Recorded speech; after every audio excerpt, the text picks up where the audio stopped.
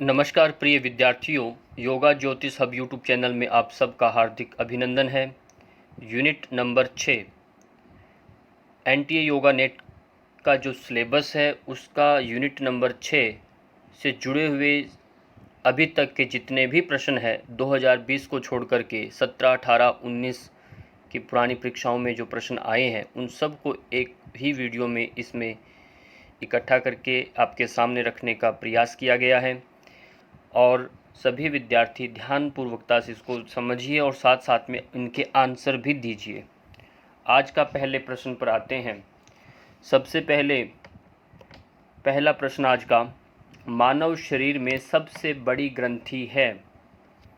आपने इनमें से पहचान करनी है, इनमें से कौन सी वह ग्रंथि है और कमेंट के माध्यम से उत्तर देकर तुरंत बताना है ये ग्रंथि है। क्या अग्नाशय है सबसे बड़ी ग्रंथि, यकृत लीवर है, कर्णमूल ग्रंथि यानी पैराइटिड जो ग्रंथि है और अधिवृक्क ग्रंथि एड्रिनल ग्रंथि है। क्या इनमें से एक ग्रंथि बताओ कौन सी है सबसे बड़ी ग्रंथि। सबसे बड़ी ग्रंथि ऑप्शन नंबर इसका है बी, लीवर जो है सबसे बड़ी ग्रंथि मानी गई है मानव शरीर में।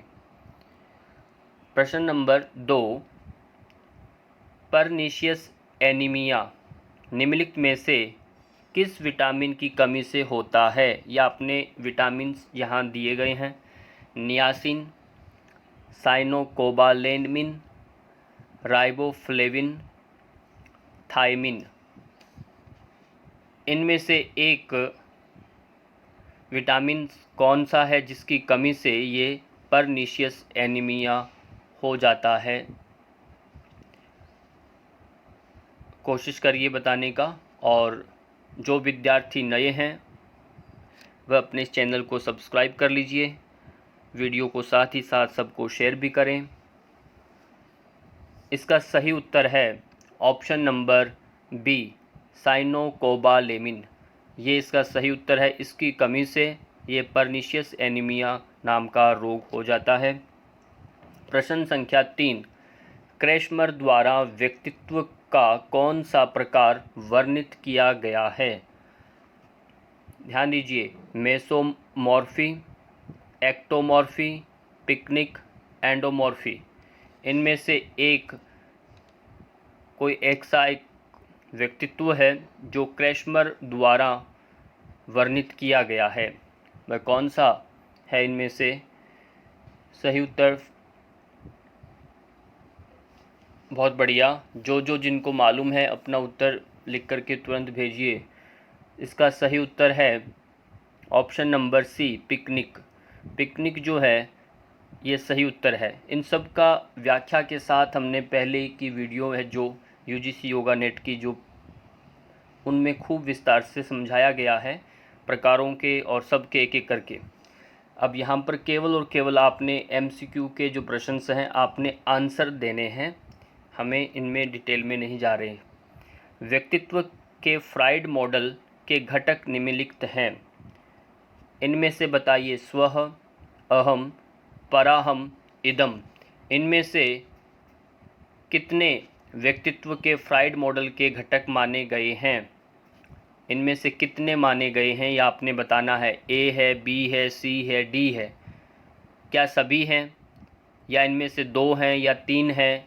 जो हैं वो आप लिख करके मैसेज करके बताइए। ये सब उसमें आते हैं जो फ्राइड के मॉडल के घटक माने गए हैं। हाँ, जितना संभव है आप बताने की कोशिश करें। इसमें बताते हैं आपको, ऑप्शन नंबर बी, सी और डी ये तीनों ठीक हैं। यानी ऑप्शन नंबर ए जो है स्वह, इसे नहीं माना गया। बाकी अहम, पराहम और इदम ये फ्राइड मॉडल के घटक माने गए हैं। नेक्स्ट प्रश्न आता है, निम्नलिखित में से कौन केंद्रीय तंत्रिका तंत्र के 2 मुख्य भाग माने गए हैं। आपने बताना है मेरुरज्जु है, मस्तिष्क है, अनुकंपी तंत्रिका तंत्र है, परानुकंपी तंत्रिका तंत्र है। पहले ही कह दिया गया इनमें से दो मुख्य तंत्र भाग कौन से हैं। इनमें से दो ऑप्शन सही हैं आपके, दो गलत हैं। तो दो वह कौन से हैं वो बताइए। शरीर विज्ञान का पूरा कोशिश करें, जो योग के विद्यार्थी हैं उन सब बाकियों के लिए भी बहुत ज़रूरी है, और सभी परीक्षाओं में ये पेपर जो है यूनिट नंबर 6 आता है। सही ऑप्शन इसका है ऑप्शन ए और बी। क्या है? मेरुरज्जु मस्तिष्क, ये सही उत्तर है इसका, ऑप्शन नंबर ए और बी। प्रश्न संख्या 6, निम्नलिखित में से कौन से प्रमुख स्ट्रेम हार्मोन्स हैं? जो स्ट्रेम हार्मोन्स होते हैं वह कौन से हैं, इनमें से आपको बताना है। प्रोलैक्टिन है, कार्टिसोल है, एपिनेफ्रिन है, ग्लूकेगॉन है। इनमें से दो ऐसे कौन से स्ट्रेम हार्मोन हैं? गैस नहीं करना, याद है तो बताइए, गैस कर सकते हो तो बताइए क्या गैस आपका रहता है। ऑप्शन तुरंत लिख करके तुरंत बताइए क्या हो सकता है इसमें। दो ऑप्शन है, समय ज़्यादा नहीं मिलता, 5-10 सेकंड का ही समय बीच में रह पाता है। इसका सही उत्तर आ रहा है ऑप्शन नंबर बी और सी। कार्टिसोल, आपने नाम सुना है, कार्टिसोल और एपिनेफ्रिन, ये दो ऐसे हार्मोन हैं जिसे हम स्ट्रेम हार्मोन के नाम से जानते हैं। प्रश्न संख्या 7, श्वसन तंत्र के निम्नलिखित अंगों को उचित क्रम में व्यवस्थित कीजिए। इनको व्यवस्थित करना है आप। ये प्रश्न ऐसे हैं, आपको पूरा जो शरीर के सिस्टम है उनको क्रम से रखना, कौन सा अंग पहले है, उसके बाद ये, फिर ये, फिर ये, यानी पूरा श्वसन तंत्र का एक ट्रैकिया सिस्टम है। तो यहाँ पर आपने बताना है क्या हो सकता है, पहले नंबर पर क्या आएगा, फिर दूसरे नंबर पर किसका नंबर है, बताइए। आज हम 70 के लगभग 70 प्रश्नों के करीब करीब हम इसमें सॉल्व करने वाले हैं इस पूरे MCQ में। चलिए बताते हैं इनमें से सही उत्तर क्या है। सबसे पहले हमारा क्या है, ट्रेकिया चलता है। क्या है? ट्रेकिया, आप जो देखते हैं ट्रेकिया रहता है। उसके बाद ब्रोंकाई, ब्रोंकाई के अंदर हमारा श्वसन जाता है। फिर वहाँ से होते हुए फिर है ब्रोनिक जो ऑल्स हैं, ब्रोनिक ऑल्स के अंदर जाता है। फिर लास्ट में डी जो है एल्वियोलाई। ये क्रम आपको याद रखना है। इस क्रम से ही व्यवस्थित करके आपको ऐसे ऑप्शन वहाँ मिलेगा BCAD, इसको आपने टिक कर देना है। और भी विकल्प आएंगे वहाँ पर, यहाँ विकल्प नहीं दिए गए, केवल और केवल आपकी बुद्धिमत्ता से देखे जा रहे हैं। गैस नहीं करें आप, निश्चित परमानेंट पक्का करके ही इसको मेल करना। भी देखिए, एक तरफ जो है अस्थियों की नाम दिए हैं सबसे, चपटी अस्थि, लंबी अस्थि, छोटी अस्थियाँ, टेढ़ी मेढ़ी अस्थियाँ, इस तरह से 5 प्रकार की अस्थियाँ मानी गई है। तो 4 यहाँ है और इनके सामने इनके एक एक उदाहरण दिया गया है। इनमें से चपटी अस्थि का उदाहरण कौन सा है, लंबी अस्थियों का कौन सा है, इनमें से आपने मेल करके बताना है। चलिए सबसे पहले आप बताओ, चपटी अस्थियाँ ए जो है, ए का संबंध किस नंबर वाली सूची में 2 में आता है? इसका आप बताइए। ए का संबंध, चपटी अस्थि का संबंध किसके साथ है? कलाई के साथ, उरोस्थि या असमफलक के साथ, कशेरुकाएँ के साथ। और आपको फिर कहते हैं जो आपका ऑप्शन सबसे लगता है कि ये मेरे को इन चारों में से ये कन्फर्म है, तो पहले आप उसको मार्क कर लेंगे। ठीक है, उसको आप मार्क कर लेंगे कि ये तो यहाँ होता है। जैसे मैं आपको उदाहरण से बताता हूँ, मान लीजिए आपको पता लग गया कि कशेरुकाएँ जो हैं ये रीढ़ की हड्डी होती है। कशेरुकाएँ क्या है? रीढ़ की हड्डी है। इसी में इसलिए हिंदी और अंग्रेजी में कई बार नाम आप कन्वर्ट करके भी देख लें। टेढ़ी मेढ़ी अस्थियाँ कहाँ होती है? कशेरुकाएँ में। इसलिए पहला नंबर तो ये आप मार्क कर लें। फिर आगे का देखेंगे, ये ऑप्शन डी में 4 का सबके साथ आ रहा है क्या नहीं। फिर देखते हैं चपटी अस्थियाँ जो होती हैं, चपटी ये हमारी यहाँ होती है, उरोस्थि और असमफलक जो है इसमें पाई जाती है। लंबी अस्थियाँ सबसे ज़्यादा कहाँ होती है? लंबी, लंबे लंबे पाँव होते हैं हाथों से भी, है ना। तो लंबी अस्थियाँ कहाँ हैं? बाहें और टांगें। हाथों की जो बाहें हैं इनमें पाई जाती हैं और टांगों में पाई जाती है लंबी अस्थियाँ। और छोटी अस्थियाँ कलाइयों में, कलाइयाँ छोटी है तो छोटी। इस तरह से आप इनको कंफर्म करके ही मार्क करना है, जल्दबाजी नहीं करना।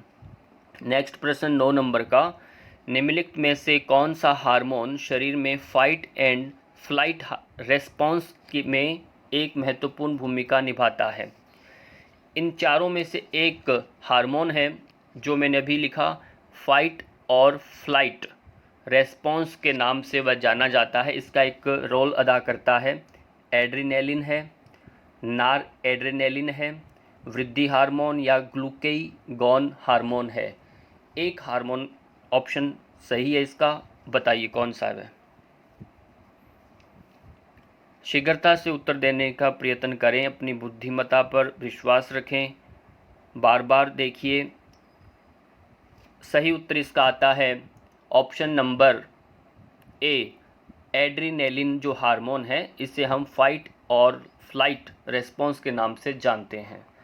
प्रश्न संख्या 10, सर्केडियन, जो सर्केडियन रिदम्स के अध्ययन को कहा जाता है?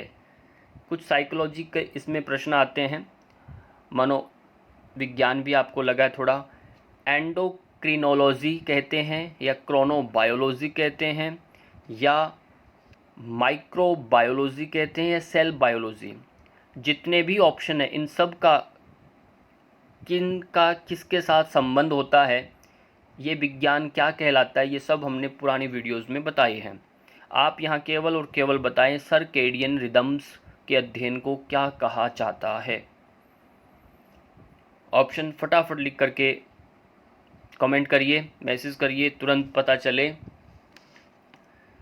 सही उत्तर इसका आता है option number B, chronobiology. Chronobiology कहा जाता है सर्केडियन रिदम्स के अध्ययन को। याद कर लीजिए ऑप्शन नंबर बी, क्रोनोबायोलॉजी। प्रश्न संख्या 11, कैल्शियम की सर्वाधिक मात्रा किस खाद्य स्रोत में होती है? देखो ये न्यूट्रिशन डाइटिशन में से भी कोर्स में से आते हैं प्रश्न। दूध में होता है, पालक, केला, रागी, इनमें से आपने बताना है एक ऐसा खाद्य पदार्थ है, खाद्य स्रोत है जिसमें सबसे ज़्यादा कैल्शियम की मात्रा पाई जाती है। गैस करिए कौन सा हो सकता है इसमें? दूध है, पालक, केला, रागी। एक ऑप्शन, सभी के उत्तर आने चाहिए, कोशिश करें। हाँ, सही उत्तर इसका है ऑप्शन नंबर डी, रागी। रागी जो है ये आप सर्च करके खुद देखिए रागी क्या होता है, गूगल में चेक करना रागी किस तरह से दिखता है। यदि आप लोगों ने देखा भी नहीं होगा, दूध, पालक, केला सब ने देखा, इसलिए रागी को भी एक बार देख लीजिए रागी क्या है, इसमें सबसे ज़्यादा कैल्शियम पाया जाता है। प्रश्न संख्या 12, शरीर में विश्राम एवं पाचन अनुक्रिया के लिए उत्तरदायी तंत्रिका तंत्र का भाग है क्या? विश्राम एवं पाचन। देखिए इनमें से कौन सा ऑप्शन है? परा अनुकंपी तंत्रिका तंत्र, संश्लिष्ट तंत्रिका तंत्र, केंद्रीय तंत्रिका तंत्र और स्वसंचालित तंत्रिका तंत्र। इनमें से बताइए, 4 ऑप्शन है, एक ऑप्शन इसमें से सही है जिसे हम शरीर में विश्राम एवं पाचन, विश्राम भी और पाचन अनुक्रिया के लिए उत्तरदायी रिस्पॉन्सिबल एक नर्वस सिस्टम माना जाता है, तंत्रिका तंत्र। इसलिए इनके सारे के सारे इंग्लिश टर्म्स भी आप याद करें। सही उत्तर इसका क्या बन रहा है? ऑप्शन नंबर ए, परानुकंपी तंत्रिका तंत्र। क्या है? परानुकंपी तंत्रिका तंत्र इसका सही उत्तर है। प्रश्न संख्या 13, कुंठा के प्रमुख स्रोत हैं। कुंठा जो हमारे अंदर कई बातें जो व्यक्त नहीं कर पाते, अंदर ही अंदर कुंठित होती है ना, तो कुंठा कंठ में जो गले में निकल के बाहर नहीं आती, वो अंदर ही रह जाती, जिसे हम कहते हैं कुंठा। कुंठा के प्रमुख स्रोत हैं वातावरण संबंधी कारक, व्यक्तिगत कारक, विवाद या सकारात्मक लक्ष्य।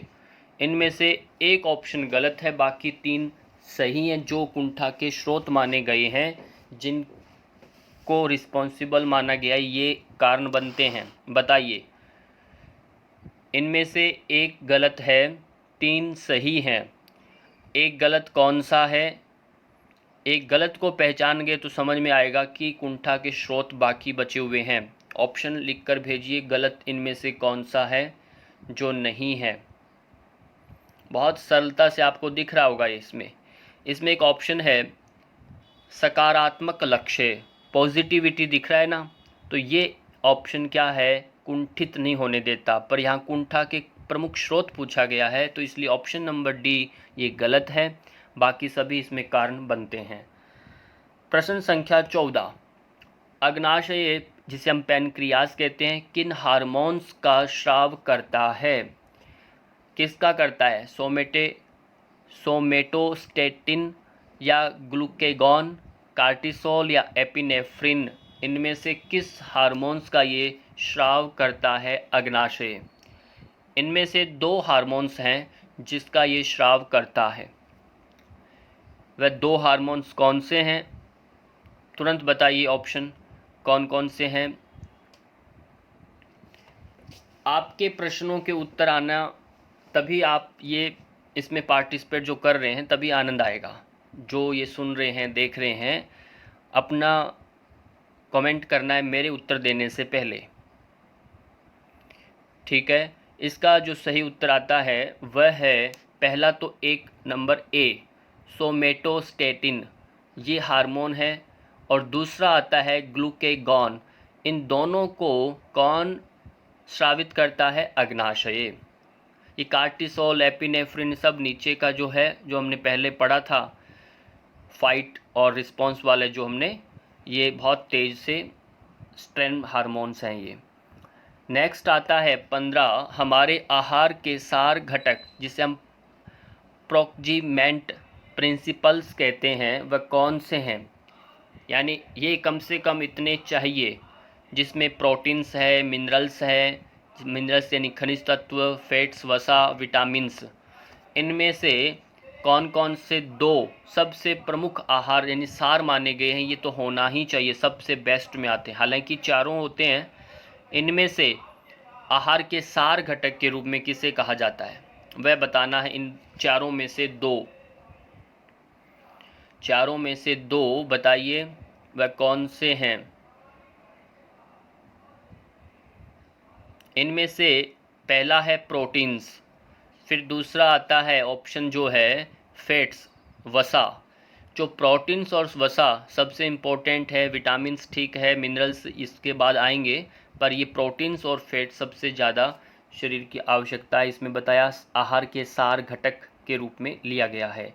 प्रश्न संख्या 16, मुख्य पेशी कंकाली विकार कौन कौन से हैं? देखिए, हड्डियों के यहाँ पर रोग पूछे जा रहे हैं।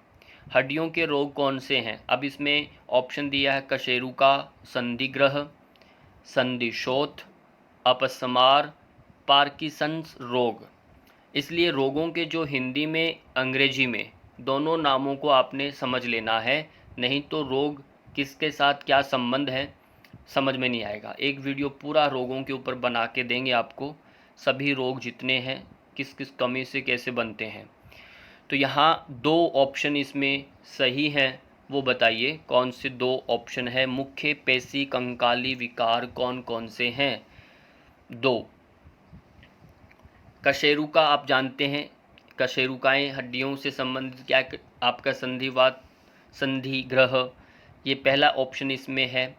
दूसरा है संधिशोथ, जॉइंट्स को हम संधि बोलते हैं, शोथ यानी स्वेलिंग, तो जोड़ों में जो सूजन आती है उसे हम संधिशोथ कहते हैं। और कशेरुका आपकी रीढ़ की हड्डी के बीच में मनके हैं, उनके संधिग्रह, उनमें को ही अकड़न लेना।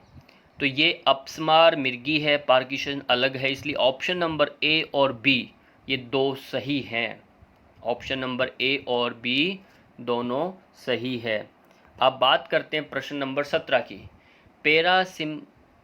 यहाँ लिखा है पैरासिम्पैथेटिक तंत्रिका तंत्र के उद्दीपन के कारण होता है। अब ये पैरासिम्पैथेटिक जो तंत्रिका तंत्र है, अब उसका उद्दीपन का कारण क्या होता है ये बताना है। हृदय गति का बढ़ना, चिंता स्तर में वृद्धि करना, हृदय गति का घटना, मांसपेशियों का शिथिलन। बताइए इन चारों में से कौन सा ऑप्शन दो ठीक है।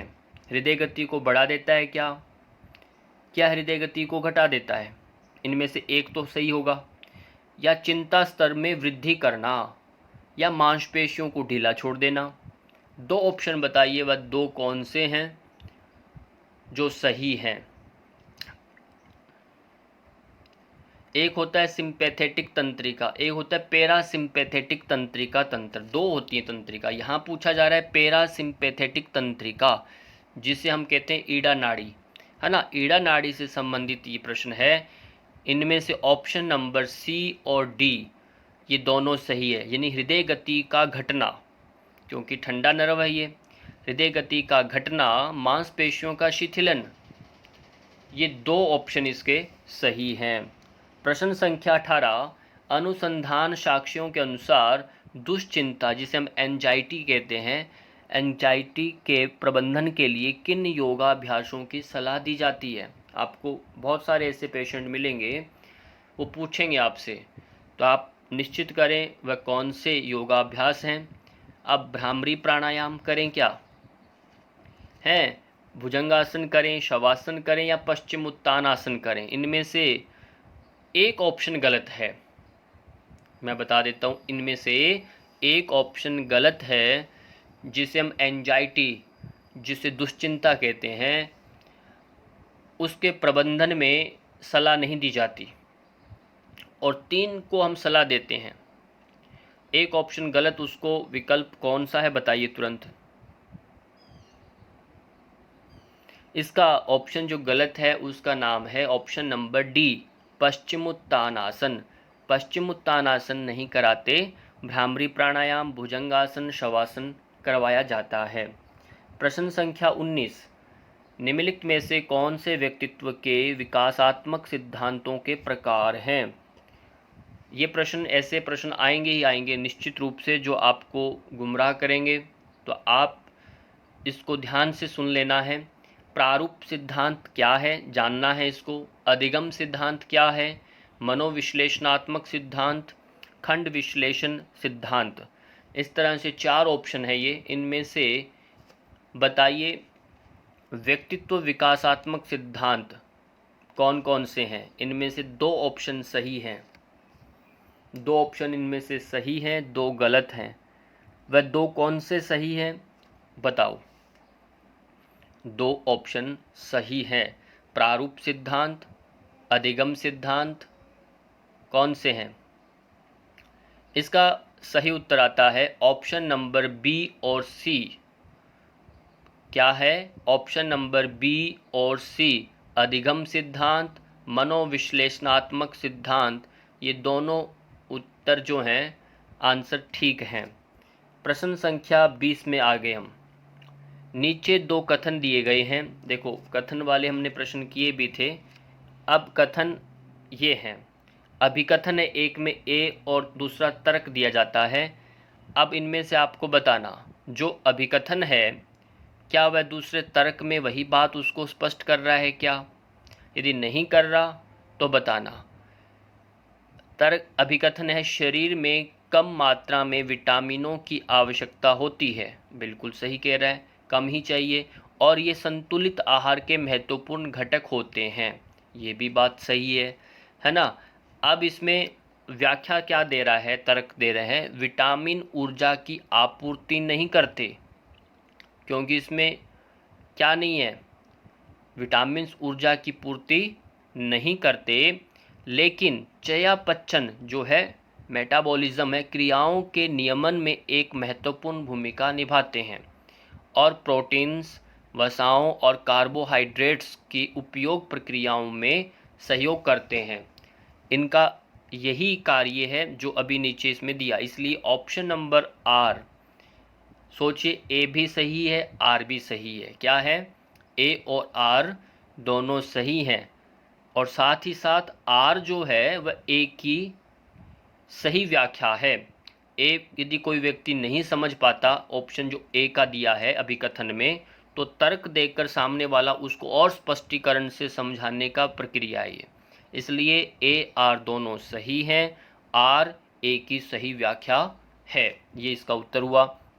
नेक्स्ट प्रश्न में आइए, निम्नलिखित जो है अंतःस्रावी ग्रंथियों को मानव शरीर में उनकी ऊपर से नीचे की ओर उपस्थित के अनुसार लगाना। देखिए, इसलिए शरीर में जितनी भी ग्रंथियां हैं आप इसको क्रमशः याद कर लें। पहला स्टेप किसका आता है, नहीं से ऐसे प्रश्न आएंगे। ग्रंथियों के नाम पूछा गया, थायराइड ग्रंथि, गोनाड्स जनन ग्रंथि कहते हैं, एड्रिनल ग्रंथि है, ये यहाँ ग्रंथि कर लेना, ये मिस्टेक रहा है इसमें, अधिवृक्क ग्रंथि, और दूसरा है पिट्यूटरी ग्रंथि। इनमें से क्रम बताना है व्यवस्थित करके आपको, पहला नंबर किसका आता है, फिर किसका, फिर किसका। अब देखिए यहाँ पर सबसे पहले आप देखेंगे, पहले आप फटाफट उत्तर देने की कोशिश करो। ठीक है, सबसे पहले आता है पिट्यूटरी ग्लैंड। पिट्यूटरी ग्लैंड जो है ग्रंथि सबसे पहला है। उसके बाद आप देखेंगे पिट्यूटरी के बाद आता है थायराइड ग्रंथि, गले में जो है थायराइड, ए ऑप्शन सही है। थायराइड के बाद क्या आता है, थायराइड के बाद आता है एड्रिनल ग्रंथि, एड्रिनल ग्रंथि है। लास्ट में आता है गोनाड्स। तो इन तरह के इसको क्रमों को याद करिए, और शरीर में 9 तरह के जो ग्रंथियां हैं उन सबको एक एक करके याद कर लीजिए, 9-10 जितनी भी हैं। प्रश्न संख्या 22 में क्या पूछा गया है, निम्नलिखित आहार द्रव्यों में उपस्थित विटामिन सी प्रतिशत मात्रा के अनुसार उन्हें घटते क्रम में व्यवस्थित करें। अब देखो, ऐसे प्रश्न जब आएंगे तो इसका मतलब क्या, हमें सभी विटामिन्स के साथ आंकड़े, एक सारिका, अलग अलग तालिकाएं बनानी है। अब इसमें घटते क्रम पूछा गया है, पहले विटामिन सी सबसे ज़्यादा किस में है, फिर उससे कम किस में है, फिर उससे कम किस में, ये आपने बताना है। चलिए बताओ, कौन कौन बता सकता है आप में से, सही उत्तर दो क्रम लगा करके। जो विद्यार्थी कोशिश कर रहे हैं बहुत अच्छा है। हाँ, क्रम इसका सही ये रहता है, पहले सबसे ज़्यादा आपने आंवला, खट्टा होता है ना, खट्टा सबसे ज़्यादा आंवला होता है, इसमें विटामिन सी रहता है आंवले में, इसलिए पहले डी नंबर आप फर्स्ट लगाएं। फिर आप देखेंगे अमरूद जो होता है ये भी बहुत खट्टा होता है, यदि आपने कच्चे कच्चे अमरूद कभी खाए हो तो उसमें पता चलेगा विटामिन सी खूब होता है। आप संतरे के भरोसे मत रहना, संतरा आता है तीसरे नंबर पर, संतरा तीसरे नंबर पर है, और फिर आता है टमाटर सी। इस तरह से क्रम बताया गया है। तो विटामिन जो है क्रम जो है घटते क्रम में DABC याद कर लीजिए इसे। नेक्स्ट प्रश्न है, निम्नलिखित में से कौन सा उत्तर सही है, फिर वही सूची आई है। अब यहाँ पर एक तरफ तो सारे के सारे ये ब्रेन, आपने स्कटल ऊपर मस्तिष्क से संबंधित सारे हैं, और इनमें से जो जो भाग हैं उनका किसके साथ क्या रिस्पॉन्सिबल है, उनकी जिम्मेदारी क्या है, सामने उसमें दिया गया है सूची नंबर 2 में। अब सेरिब्रम जो है, सेरिब्रम का कार्य क्या है, सेरिबेलम का कार्य क्या है, मेडुला ओब्लांगाटा का कार्य क्या है, हाइपोथैलेमस का जो क्या कार्य होता है। पहले इन चारों में से जो सबसे ज़्यादा आपको स्टिक मालूम है कि इसका कन्फर्म है ये ही कार्य होता है, उसको आप मार्क करेंगे।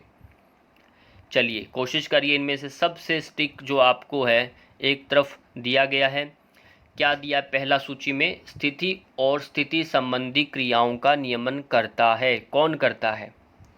दूसरा ऑप्शन है शरीर के तापमान, भूख और प्यास का नियमन करता है, ये कौन करता है, ये भी सोचना है। तीसरा ऑप्शन में है भाव, श्रवण, सुनना और दृष्टि को नियंत्रित करता है। फिर चौथा आता है श्वसन और रक्त परिसंचरण तंत्र को नियंत्रित करता है। सही उत्तर इनमें से देखिए क्या है, नहीं आपको भी बताते हैं। ऑप्शन नंबर जो ए है, ए का संबंध किसके साथ है? सेरिब्रम जो है इसका संबंध 3 नंबर से है। ध्यान से मार्किंग को देखना मेरे, 3 नंबर से है। ये भाव, श्रवण और दृष्टि को नियंत्रित कौन करता है? सेरिब्रम नियंत्रित करता है। और ऑप्शन नंबर सेरिबेलम जो है, सेरिबेलम का कार्य होता है स्थिति और स्थिति से संबंधित क्रियाओं का नियमन करना। अब बचा सी, मेडुला। जो मेडुला ऑब्लांगाटा जो है ये हमारे बिल्कुल खोपड़ी के पीछे भाग में जो होता है ये हमारे श्वसन को नियंत्रित करता है। ध्यान दीजिए, किसको नियंत्रित करता है? श्वसन और रक्त परिसंचरण तंत्र को नियंत्रित करता है। अब डी जो हाइपोथैलेमस है, हाइपोथैलेमस जो होता है ये हमारी शरीर का टेम्परेचर को, भूख को, प्यास को नियमन करता है। जो आपके फोरहेड पर जब आप तिलक लगाते हैं ना, वहाँ हाइपोथैलेमस ग्लैंड रहता है जो आपके मस्तिष्क को शांत रखता है, भूख प्यास को नियमन करता है। इस तरह से इन चारों ऑप्शनों को ध्यान से दीजिए, ये बहुत इंपॉर्टेंट प्रश्न आपका। अगला प्रश्न आता है 24 नंबर पर, किस वयस्क के लिए प्रोटीन की संतुलित दैनिक मात्रा है? हमें डाइट चार्ट के अकॉर्डिंग ये भी ध्यान रखना है। एक बच्चे के लिए, युवा के लिए, प्रौढ़ व्यक्ति के लिए कितना कितना संतुलित आहार होना चाहिए पर डे के। अब इसमें से एक ऑप्शन सही है, बताना है 2 ग्राम पर किलोग्राम शरीर के भार के अनुसार 2 ग्राम खाए प्रोटीन, या 1 ग्राम खाए पर किलो शरीर के ग्राम, या 0.5 ग्राम, या 1.25 ग्राम। इनमें से कितना ग्राम? बहुत ही सरल प्रश्न है और एक साथ में आपको याद हो जाने वाला है। सही उत्तर मुझे तुरंत दीजिए आप, क्या हो सकता है? इसका सही ऑप्शन आता है ऑप्शन नंबर बी, यानी 1 ग्राम पर किलोग्राम के शरीर के भार। यदि आपका 100 किलो है तो 100 ग्राम, यदि 10 किलो वजन है तो 10 ग्राम। ये प्रोटीन की संतुलित दैनिक मात्रा पर डे आपको इतना लेना है। ये ध्यान दीजिए, वयस्क के लिए है ये, बूढ़े बच्चे के लिए नहीं। प्रश्न संख्या 25, जीवित कोशिका की कौन सी संरचना आत्महत्या की थैली कहलाती है? आत्महत्या, हमें कोशिका सेल से संबंधित प्रश्नों का भी ध्यान देना।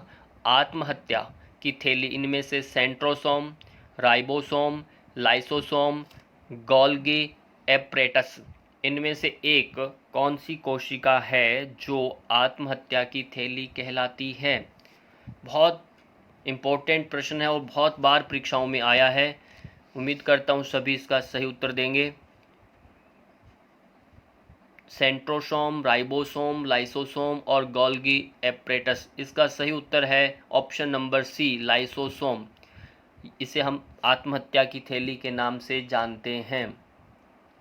नेक्स्ट प्रश्न आता है, मनोविज्ञान किसका वैज्ञानिक अध्ययन है? मनोविज्ञान किसका वैज्ञानिक अध्ययन है? आत्मा का, मन का, मानव व्यवहार और मानसिक प्रक्रिया का, चेतना का? किसका है ये बताना है आपको। ये मनोविज्ञान किसका वैज्ञानिक अध्ययन है? एक ऑप्शन सही जो है वो आप बताइए कौन सा सही है। मानव व्यवहार और मानसिक है। हाँ, ऑप्शन नंबर सी, मानव व्यवहार और मानसिक प्रक्रिया का माना गया है। ऑप्शन नंबर सी सही उत्तर है इसका। अगला प्रश्न 27 नंबर पर पहुंच गए हैं। निम्नलिखित में से कौन से विटामिन वसा घुल्ले हैं? वसा में जो घुल जाते हैं, vitamin A, vitamin B, vitamin C, vitamin D. कुछ होते हैं विटामिन जल में घुलने वाले और कुछ होते हैं वसा में घुलने वाले, है ना। तो यहाँ पूछा जा रहा है वसा में घुलने वाले जो विटामिन हैं वह कौन से हैं? इनमें से 2 सही हैं, 2 गलत हैं। क्या है? 2 सही हैं, 2 गलत हैं। 2 सही कौन से हैं जो वसा में घुलने वाले हैं वह बताना है। सही इसमें से 2 हैं। पहला ऑप्शन जो है विटामिन ए और विटामिन डी। विटामिन ए और विटामिन जो डी है वह सही है। ये वसा में घुल जाते हैं, वसा में घुल जाते हैं विटामिन ए और विटामिन डी। अगला प्रश्न आता है, यहाँ फिर दो कथन दिए गए हैं, इनको आप ध्यान से देखिए। क्या है? अभिकथन दिया गया है, खनिज सूक्ष्म पोषक तत्व है। खनिज जो होते हैं, मिनरल्स जो हैं, वह सूक्ष्म पोषक होते हैं। तर्क दिया, खनिज जो है पोषाहार के लिए आवश्यक हैं, सही कह रहे हैं, और यद्यपि उनकी आवश्यकता कम मात्रा में होती है, यह आपको बताना है। अब इसमें ऑप्शन ए और आर दोनों सही हैं। ये तो सही है, बात सही है आपकी, ये दोनों ही सही है, पर ए जो आर है, आर ए की क्या सही व्याख्या है या नहीं, यह आप मुझे उत्तर बताइए। आर जो है, ऑप्शन जो तर्क जो दिया आर का, वह ए की सही व्याख्या है क्या? सही, सही व्याख्या नहीं है, यानी ए और आर दोनों तो सही हैं, पर आर जो है ए की सही व्याख्या नहीं है। अगला प्रश्न आता है, जीवित कोशिका की कौन सी संरचना जैव प्रोटीन संश्लेषण के लिए जिम्मेदार है? जैव प्रोटीन संश्लेषण के लिए जिम्मेदार है। Golgi apparatus, mitochondria, lysosome, ribosome. इनमें से एक आप बताना है कौन जिम्मेदार है जैव प्रोटीन संश्लेषण के लिए। ये सब प्रश्न जो आ रहे हैं ना मस्तिष्क में, आप इनको ये समझना है जैव प्रोटीन संश्लेषण क्या है। ये सेल्स, टिश्यूज़ जितने भी हैं, इनमें से बहुत सारे प्रश्न आते हैं। और चैनल पर जो विद्यार्थी जुड़े रहेंगे, जिन्होंने चैनल सब्सक्राइब कर रखा रहेगा, तो आपको ये वीडियोस भी अलग अलग तरह से टाइम पर मिलती रहेगी। आप इनमें से पहचान करिए वह कौन है संरचना जो जैव प्रोटीन संश्लेषण में जिम्मेदार होती है। सही उत्तर इसका आता है ऑप्शन नंबर डी, राइबोसोम। क्या है? राइबोसोम जो है वह जैव प्रोटीन संश्लेषण के लिए रिस्पॉन्सिबल रहती है। नेक्स्ट प्रश्न 30 नंबर का, छोटे बच्चों में विटामिन डी की कमी से होने वाली बीमारी है। बीमारियों में से एक प्रश्न आता ही आता है, हर बार आता है, छोटे का नहीं। छोटे बच्चों में विटामिन डी की कमी से कौन सा रोग होता है? Rickets, osteomalacia, osteoporosis, keratomalacia. इनमें से एक जो है रोग है ऐसा जो छोटे बच्चों में विटामिन डी की कमी से आता है। पहचान करिए।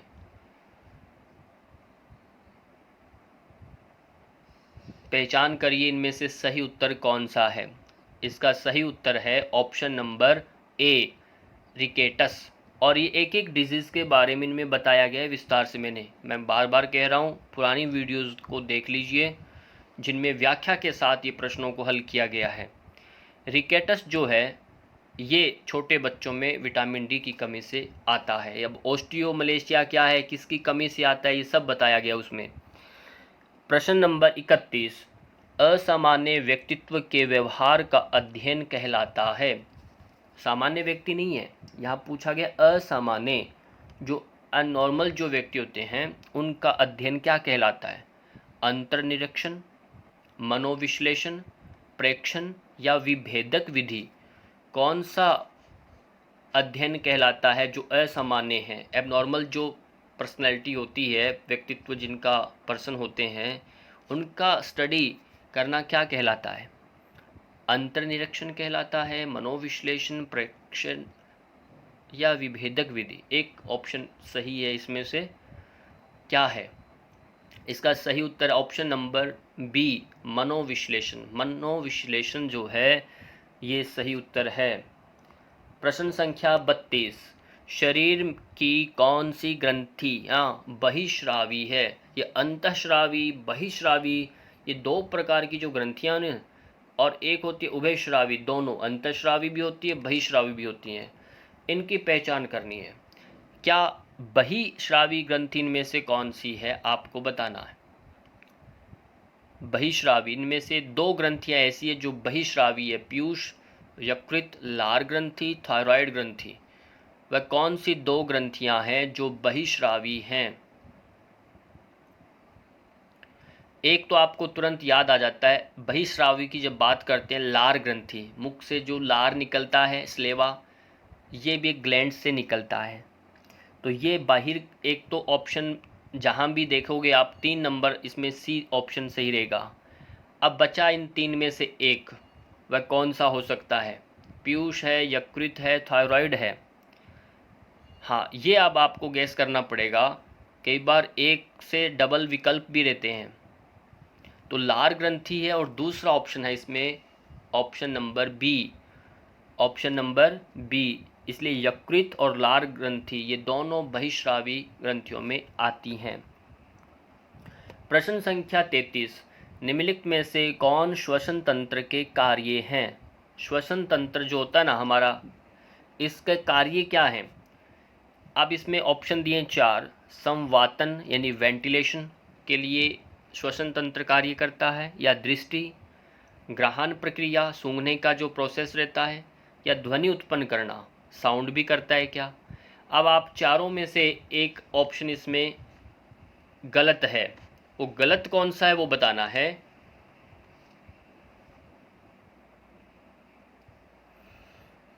इन चारों में से एक गलत है, वह गलत कौन सा है वो आपने मैसेज करके बताना है।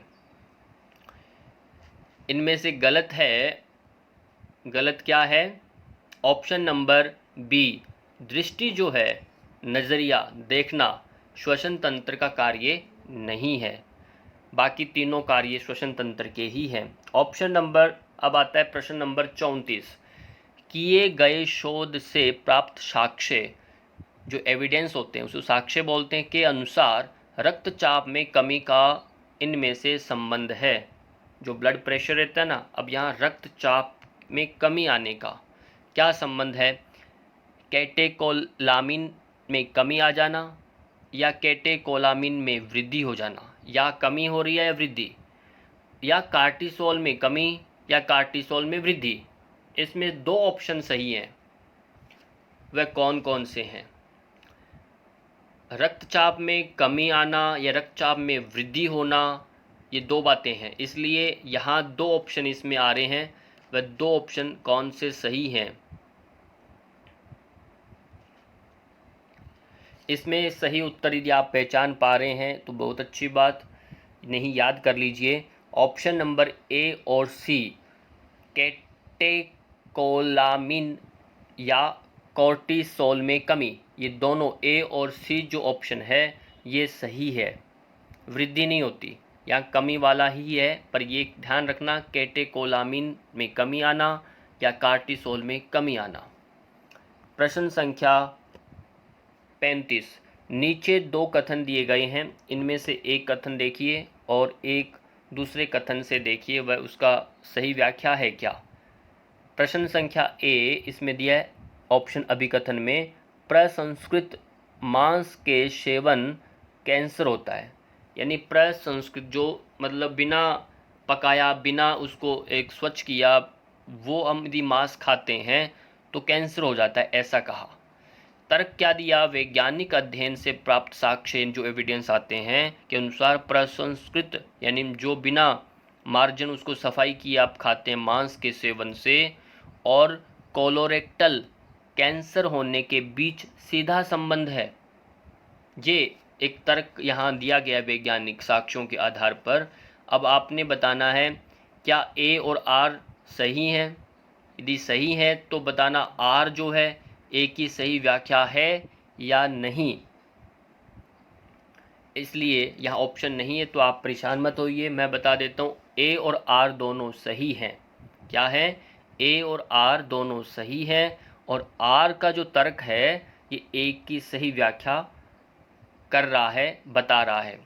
नेक्स्ट प्रश्न आता है 36 नंबर। आपके आधे प्रश्न हो चुके हैं और अभी भी आप कमर कस के बैठे रहिए और आधे बचे हुए हैं। बड़ी आंत के निम्नलिखित भागों को उचित क्रम में व्यवस्थित कीजिए। बड़ी आंत, अब हमारी लार्ज इंटेस्टाइन जो रहती है उसमें बहुत सारे भाग हैं। इन भागों को आपने क्रम बनाना इंटेस्टाइन बड़ी कहाँ से शुरू होती है, उसका क्या नाम है, वो कहाँ जाके ख़त्म हो रही है। तो यहाँ पर इन क्रम को व्यवस्थित करके बताइए। इसलिए आपको शरीर विज्ञान का अंदरूनी जानकारी लेनी है और एक एक भागों को जानना है। पहला भाग इसमें से कौन सा आता है, ऑप्शन जो है सी, अंध्रांत्र। सी जो है अंध्रांत्र क्या है, या आप सोचिए, इसको देखिए क्या है अंध्रांत्र। फिर आता है ऑप्शन नंबर ए, बृहदांत्र। यहाँ से शुरू होता है। जो अंध्रांत्र है इससे पहले स्मॉल इंटेस्टाइन से लार्ज के बीच का एक सेतु का कार्य करता है, वहाँ से बड़ी आंत शुरू होती है। और फिर आता है ऑप्शन नंबर बी, यानी मलाशय में जाता है फिर, और लास्ट में है गुदा नलिका। डी क्या है, डी ऑप्शन। तो इस तरह से इस क्रम को याद रखिए। अगला प्रश्न, निम्नलिखित में से कौन सा सही उत्तर है। यहाँ पर फिर सूचियाँ दी है दो, और इनके साथ आपको जोड़ना। एक तरफ तो दिया है ये ग्रंथियों के नाम है और दूसरे तरफ इनके हार्मोन्स हैं। ग्रंथियाँ और हार्मोन्स में से एक प्रश्न निश्चित होता है, आता ही आता है। तो आप ये भी एक याद करके रखिए। अग्नाशय जो ग्रंथि है इसका किस हार्मोन के साथ संबंध है, अवटु ग्रंथि का किसके साथ है, पीयूष ग्रंथि का, अधिवृक्क ग्रंथि का। अब इसमें से सबसे बेस्ट जो जिसका हार्मोन मालूम है उस ग्रंथि के साथ मेल कर दो पहले, यही तरीका है इसका। पहले सबसे पहले उसको आप चिन्हित कर लें जिसका उत्तर आप सही से जानते हैं। अग्नाशय, अग्नाशय का हम सही सही जानते हैं कि अग्नाशय का जो संबंध रहता है वह हमारा इंसुलिन के साथ होता है ना। तो इसको एक कंफर्म कर दो। अब गले का अवटु ग्रंथि जो है, गले की थायराइड ग्लैंड को बोलते हैं अवटु।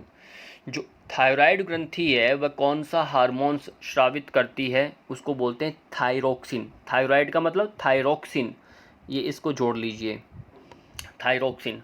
पीयूष ग्रंथि आती है और अधिवृक्क ग्रंथि। अधिवृक्क का ही ध्यान रखो, ये कार्टिसोल जो है इसको ये स्रावित करता है। कार्टिका जो है, कार्टिकाइड्स जो है हार्मोन को स्रावित करता है अधिवृक्क जो है। अब बचा पीयूष ग्रंथि, इसको आप टिक कर लो, वेसोप्रेसिन। ये इस तरह से आप इनको व्यवस्थित करेंगे। नेक्स्ट प्रश्न है आपका 38 नंबर का।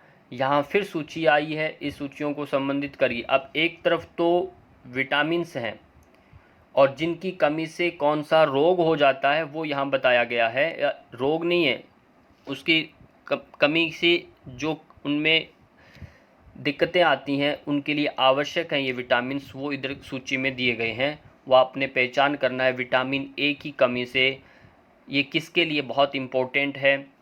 यदि नहीं होगा तो वो चीज़ खराब हो जाएगी। विटामिन डी का संबंध इसमें से देखिए, विटामिन के का लौह तत्व का संबंध देखिए। अब जो बेस्ट आपको याद आता है वो लिखिए। ए का किसके साथ संबंध है, जो मैसेज कर सकते हैं बता सकते हैं, बहुत अच्छी बात है, बताओ ए का किसके साथ है।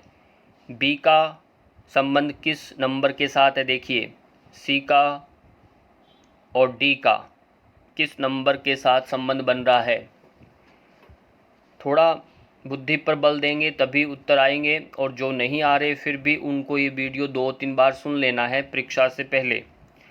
विटामिन ए, विटामिन ए का संबंध जो रहता है ये अच्छी दृष्टि, हम कहते हैं विटामिन ए खाइए आँखों की रोशनी बढ़ती है कि नहीं। तो विटामिन ए आपको लेना है, विटामिन ए खाना है जिससे अच्छी दृष्टि के लिए ये कहा। विटामिन डी जो होता है वो हम जानते हैं, विटामिन डी जो है वो हड्डियों को मजबूती देता है, विटामिन डी। विटामिन के जो है उसका काम होता है खून को जमाव कर देना। विटामिन के का काम क्या है, खून को रक्त का जमने के लिए अनिवार्य माना गया है। और लौह तत्व जो है हीमोग्लोबिन निर्माण में सहायक है। अब हीमोग्लोबिन की जिनको कमी रहती है उन सबको लौह तत्व थोड़ा वीक रहता है। तो इस तरह से इन चारों ऑप्शनों को ध्यान से देख लिया, क्रम से इनको बांध लीजिए और याद कर लीजिए इनको। नेक्स्ट प्रश्न आपके लिए है सामने। यहाँ फिर 2 सूचियाँ दी गई है, आप इनको व्यवस्थित करेंगे। देखिए एक तरफ तो एक प्रिंसिपल दिए गए हैं और इनके सिद्धांत को क्या कहते हैं, किसका सिद्धांत है ये, एक तरफ उसके जनक हैं, उनके नाम दिए गए, किनका ये प्रिंसिपल है। अब ये प्रश्न जो है आपको रटने हैं और अच्छे से, और हो सके तो इन जितने भी ये एक तरफ जो हैं मनोचिकित्सक जिनके सिद्धांत हैं उनका एक एक करके आप इनके परिचय को समझिए, पढ़िए, तभी ये समझ में आने वाला है। चलिए हम सबसे पहले देखते हैं परीक्षण और त्रुटि अधिगम जो है वह किसका का है। इसका संबंध जो है थॉर्नडाइक के साथ संबंध माना गया है। किसका? परीक्षण और त्रुटि अधिगम का। अब बात करेंगे अनुकूलन द्वारा अधिगम। ऑप्शन नंबर जो बी है ये किसका है? ये है पावलोव का। पावलोव का ये सिद्धांत है। अंतर्दृष्टि द्वारा अधिगम, अंतर्दृष्टि द्वारा अधिगम जो है वह कोहलर का है। किसका? कोहलर, कोहलर का है अंतर्दृष्टि द्वारा अधिगम। अब बचा है प्रभावकारी अनुकूलन, ये है स्किनर। जो स्किल है प्रभावकारी, जो स्किनर जो है, ध्यान रखना, स्किनर स्किल, जो प्रभावकारी कुशलता से जो अपना स्किल जो पेश करता है, प्रभावकारी अनुकूलन इसका है। इस तरह से ये प्रश्नों को तो देखो याद करना ही पड़ेगा, ये इनको अच्छे से याद कर लीजिए। अगला प्रश्न है किस अनाज में सर्वाधिक रेशा पाया जाता है? रेशा मतलब होता है उसमें बीच में आप देखते हैं जाल सा रहता है कि नहीं, रेशा, वो चावल में, गेहूं में, बाजरा, रागी, इनमें से सबसे ज़्यादा रेशा किस में पाया जाता है? अब इन सबको जानने का तरीका यही, यदि आप इनको हार्ड पीस लेकर आइए और इनको मुंह में लेके चबाइए थोड़ा थोड़ा। चावल को चबा के देखिए, हैं, गेहूं को चबाइए, बाजरा को चबाइए, रागी को चबाइए। चबाने से आपको समझ में आएगा कि मुंह में एक लुगदी सी बन जाती है जो बड़ा चिपचिपा सा ऐसे जैसे चिंगम की तरह बन जाता है। वो किसका बनेगा? तो आप समझ आएंगे इनमें से एक अपने आप ही। और सही उत्तर मैं समझ गया हूँगा यदि आपने कभी चावल मुंह में लेके खाएँ, गेहूँ, बाजरा, रागी खाई हो, तो एक निगलने में तुरंत निगला नहीं जाता, वो एक रेशा बनता है चिंगम की तरह। वो है ऑप्शन नंबर बी, यानी गेहूं में बनता है। किस में बनता है? गेहूं में बनता है। और आप भूलोगे भी नहीं इसे, जो भी बताया मैंने इस तरीके से आप चबा के देखिए। नेक्स्ट 41 नंबर प्रश्न है नॉन रैम निद्रा के कितने चरण होते हैं? नॉन रैम निद्रा के कितने चरण होते हैं? ये नॉन रैम निद्रा क्या है, या आप पुराने वीडियोस में समझिए क्या है। ऑप्शन से बताइए, 1 होते हैं, 3 हैं, 4 हैं, 6 हैं। ऑप्शन सही उत्तर दीजिए। यदि आपने वीडियोस देखे हैं तो उम्मीद करता हूं आपको याद आ रहा होगा, प्रश्न सही उत्तर देंगे। इसका सही उत्तर क्या है? इसका सही उत्तर है ऑप्शन नंबर बी, यानी 3 चरण माने गए हैं। नॉन रैम निद्रा के कितने चरण होते हैं? 3। प्रश्न संख्या 42 ट्राइकुस्पिड वॉल्व किसके बीच पाया जाता है? ये ट्राइकुस्पिड वॉल्व क्या है ये पहले समझ लेना है आपने अपने आप, तब ये समझ में आएगा। हमारे हार्ट के अंदर वो किधर है? बाएं आलिंद एवं बाएं निलय के बीच में, दाएं आलिंद या दाएं निलय के बीच में, है ना, दाएं आलिंद ये एवं फुफ्फुस धमनी के बीच में। ऑप्शन डी है बाएं अलिंद एवं फुफ्फुस धमनी के बीच में। एक इसमें से सही ऑप्शन है, बताइए।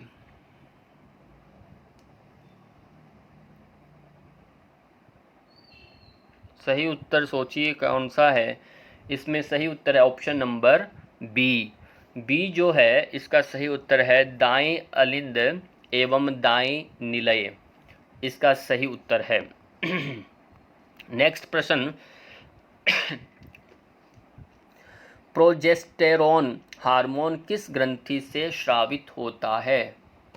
नाम देख लीजिए हार्मोन का क्या है, प्रोजेस्टेरोन। किससे स्रावित होता है? अंडाशय से, एड्रिनल ग्रंथि से, गुर्दों से, पैराथायरॉयड ग्रंथि से। एक ऑप्शन सही है, इसमें बताइए कौन सा है, बताइए बताइए। सही उत्तर है इसका ऑप्शन नंबर क्या है, ऑप्शन नंबर ए। अंडाशय से ये हार्मोन स्रावित होता है, प्रोजेस्टेरोन हार्मोन जो है ये किससे स्रावित होता है, अंडाशय से। प्रश्न संख्या 44 यहाँ पर दिया है, निम्नलिखित में से कौन संयोजी उत्तक का उदाहरण है। संयोजी उत्तक का उदाहरण यहाँ पूछा गया है, वह कौन सा है बताइए। हृदपेशी, अरेखित पेशी, रक्त और प्लीहा, इनमें से एक ऑप्शन है जो संयोजी उत्तक, इसलिए टिश्यू जो प्रकरण है वो आप पढ़ लीजिएगा। हाँ, अब कितने उत्तक होते हैं, कितने टाइप्स दिए हैं यहाँ पर, हृदपेशी, अरेखित, रक्त, प्लीहा। अब इसमें से एक उदाहरण है जो संयोजी उत्तक का है, वो बताइए कौन सा है। सही उत्तर इसका है ऑप्शन नंबर सी। सी जो है संयोजी उत्तक में आता है। आप सोच भी नहीं पा रहे होंगे, सी होता है, ये सी होता है। ऑप्शन सी जो है रक्त, ये संयोजी उत्तक का ही उदाहरण है। प्रश्न संख्या 45, T3 हार्मोन, ये T3 जो है, बहुत महिलाएं जो टेस्ट करवाती हैं उनको शायद ध्यान होगा, T3 हार्मोन किस अंतःस्रावी ग्रंथि से स्रावित होता है। टेस्ट आते हैं कई बार न्यूज़ में भी, सब पैकेज रहते हैं उनमें, T1, T2, T3, ये सब हार्मोन के है ना। तो इसमें पिट्यूटरी का, पीनियल का, थायराइड का, थाइमस का, इनमें से एक ऑप्शन बताओ किसका सही है उत्तर। और सोचिए कितना सही आपके प्रश्न आ रहे हैं, उत्तर आपके अपना स्वयं मूल्यांकन करते रहिए, कितने परसेंटेज तक आप सही कर पा रहे हैं, अंत में कमेंट करके भी बताइएगा। सही उत्तर है इसका option number C, thyroid. Thyroid जो है ये इसका सही ऑप्शन है, T3 हार्मोन इससे ही निकलता है। प्रश्न संख्या 46, सर्केडियन क्लॉक। सर्केडियन क्लॉक मस्तिष्क के किस भाग में अवस्थित है। प्रश्न क्या है, सर्केडियन क्लॉक मस्तिष्क के किस भाग में अवस्थित है। अब वो ये सब हमने पढ़े थे ना पहले एक बार, जो इन सब ब्रेन के, मस्तिष्क के जितने भाग हैं इनका संबंध किन किन से वो पढ़े थे, पर यहाँ प्रश्न अलग आया है। सर्केडियन क्लॉक सेरिब्रम के साथ है, सेरिबेलम के, हाइपोथैलेमस या मेडुला ऑब्लांगाटा के साथ है। एक ऑप्शन सही बताइए, इनमें से एक सही है जिसका संबंध सर्केडियन क्लॉक के साथ है। और हम जब रात्रि को सोते हैं तो एक टाइमर फिट करके सोते हैं और तुरंत हमें सुबह जाग आती है। टाइमर वो क्या है, नहीं क्लॉक, टाइमर हम लगाते हैं। सर्केडियन क्लॉक वो है option number C, hypothalamus. Hypothalamus जो है ये इसका ये भाग कहलाता है। प्रश्न number 47, hot flash. Hot flash, बाधित निद्रा तथा भावात्मक परिवर्तन किसके विशिष्ट लक्षण हैं। देखिए यहाँ 4 ऑप्शन दिए हैं, इनमें से एक ऑप्शन ऐसा है जिसका ये लक्षण है, इसलिए हमें चारों को भी जान लेना है और समझ के रखना है। प्री मेंस्ट्रुअल सिंड्रोम के ये लक्षण है, सिम्टम्स रहते हैं क्या, menopausal syndrome, metabolic syndrome, nephrotic syndrome, इनमें से ये किसके लक्षण हैं। हॉट फ्लैश, बाधित निद्रा, भावात्मक परिवर्तन इत्यादि। सही उत्तर दीजिए, जो दे रहे हैं बहुत बढ़िया। हाँ, सही उत्तर 47 नंबर प्रश्न का सही उत्तर है option number B, menopausal syndrome. Menopausal syndrome ये महिलाओं का एक प्रॉब्लम है, ये एक हार्मोन्स अपने आप जब ये नियमितता बंद होने लगती है, मासिक धर्म से संबंधित प्रश्न है ये, तो ये सब उसमें लक्षण दिखाई देते हैं। प्रश्न संख्या 48, अरेखित पेशियां पाई जाती हैं। अरेखित पेशियां पाई जाती है। कहाँ पाई जाती हैं? हृदय के अतिरिक्त सभी अनैच्छिक अंगों में, आंतों और यकृत में, हृदय में, हाथ एवं पैर में। कहाँ पाई जाती है? इनमें से दो ऑप्शन सही हैं। क्या है? दो ऑप्शन इसमें से सही हैं। जहाँ अरेखित, जिसमें रेखित नहीं है, अरेखित हैं, ऐसी पेशियाँ, मसल्स जो होती हैं, पेशियाँ पाई जाती हैं। सही उत्तर बताइए। और जब आप इसको करेंगे, उत्तर भी देंगे, तो आपको हमेशा ये याद भी रहेगा, भूलेंगे नहीं। सही उत्तर इसका आता है पहला, हृदय के अतिरिक्त। हृदय को अतिरिक्त मतलब हृदय को छोड़कर सभी अनैच्छिक अंगों में, जितने भी बिना अपने आप कार्य करने वाले जो अंग हैं, हृदय को छोड़कर उन सब में अरेखित पेशियां पाई जाती। एक बड़ा प्रश्न है, ठीक है, उसका उत्तर याद रखना पक्का। दूसरा आता है इसमें आंतों और यकृत में, आंतों के अंदर भी, यकृत में भी। अब तीसरा हृदय में तो हो ही नहीं सकता, क्यों? हृदय को छोड़कर हाथों और पैरों में नहीं होता। और आंतें जो है, यकृत जो लीवर है, ये हमारे अपने आप कार्य करते रहते हैं। इनमें ये अरेखित पेशियां पाई जाती है, यानी अनैच्छिक अंगों में पाई जाती है। कुल मिलाकर ये हृदय को छोड़ करके। प्रश्न संख्या 49, प्राणी कोशिका झिल्ली में पाए जाते हैं। प्राणी जो है वह कोशिका झिल्ली में पाए जाते हैं। कहाँ? फास्फोलिड में, ग्लोब्यूलर प्रोटीन, कार्बोहाइड्रेट, कैल्शियम में। कहाँ पाए जाते हैं, यह आपको बताना है। एक सही उत्तर इसमें से बताइए, दो इसमें सही हैं। इसमें से दो सही हैं, दो गलत हैं। सही बताइए, प्राणी कोशिका कौन सी झिल्ली में पाई जाती है? इसका सही उत्तर आता है ऑप्शन नंबर ए और बी, फास्फोलिड, और दूसरा है ग्लोब्यूलर प्रोटीन के अंदर ये प्राणी कोशिका झिल्ली पाई जाती है। यानी ऑप्शन नंबर ए और बी इसका सही उत्तर है। इसका सही उत्तर है।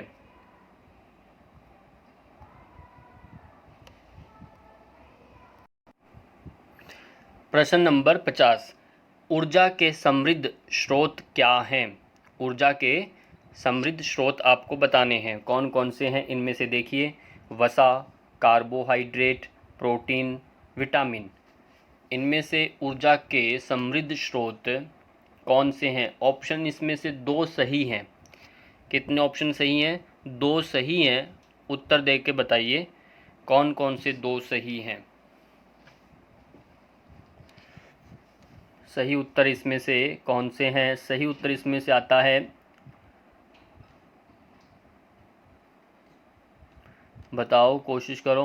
हाँ, वसा और कार्बोहाइड्रेट ये ऊर्जा के समृद्ध स्रोतों में गिने जाते हैं। वसा और कार्बोहाइड्रेट, इनमें खूब ऊर्जा रहती है। प्रश्न संख्या 51, किसने व्यक्तित्व के मानवीय दृष्टिकोण को विकसित किया? मानवीय जो दृष्टिकोण है वह किसने विकसित किया? कार्ल जुंग ने, Albert Bandura, Carl Rogers, Abraham Maslow. इनमें से किसने व्यक्तित्व के विकास को मानवीय दृष्टिकोण से विकसित किया? इनमें से दो ऑप्शन सही हैं।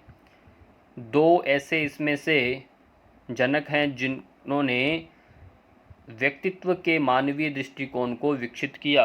वे दो कौन से हैं बताना है आपको। सही उत्तर देने की कोशिश करिए, फटाफट करिए। सही उत्तर इसमें से है सही उत्तर है कार्ल रोजर्स और अब्राहिम मैस्लो। कार्ल रोजर्स और अब्राहिम मैस्लो ऐसे हैं जिन्होंने मानवीय दृष्टिकोण को विकसित करने में सहयोग दिया। अगला प्रश्न आता है 52, निम्नलिखित में से कशेरुकाओं के समूह को अवरोही क्रम में, देखिए अवरोही मतलब होता है उतरते क्रम में, आरोही होता है चढ़ते क्रम में व्यवस्थित करना। अब अवरोही क्रम में व्यवस्थित करना है। सेक्रल कशेरुकाएँ, लंबर कशेरुकाएँ, सर्वाइकल कशेरुकाएँ, थोरैसिक कशेरुकाएँ। अब अवरोही उतरते, ऊपर सर से लेकर के नीचे नीचे वाले क्रम को बताना है। पहला इसमें से क्रम कौन सा आता है वो आपने बताना है। पहला क्रम इसमें से कौन सा रहता है। देखिए आप देखेंगे पहला आता है सी, सर्वाइकल, गर्दन वाला सर्वाइकल आएगा।